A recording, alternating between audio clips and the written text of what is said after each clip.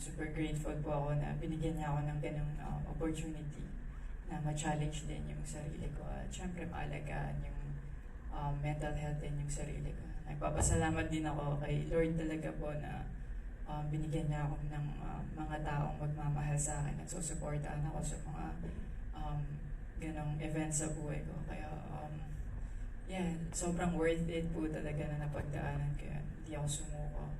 At masaya akong ginagawa yung sport ko. And na-enjoy ko talaga yung moments sa Paris and syempre yung pagkapanalo po talaga.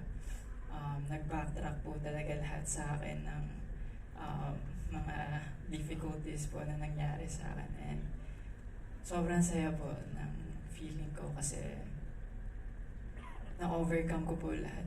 And sobrang kontento po ako sa kung ano yung na-achieve ko and sobrang grateful po talaga. Maraming salamat po. Paano po ba? Hindi material po eh. Yeah. Masaya po talaga ako na pinapangarap ko na from 2012 po, pinapangarap ko na makatungtong sa Olympics, maka-gold po sa Olympics. Ayun po eh, parang ngayon yung the best na regalo ko sa sarili ko din po.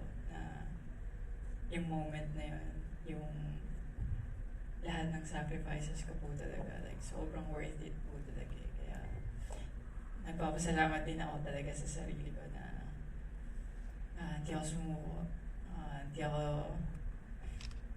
hindi ako nag-quit talaga. Sobrang inintay ko yung pagkakataon na yun. And lahat yun po talaga, sobrang worth it.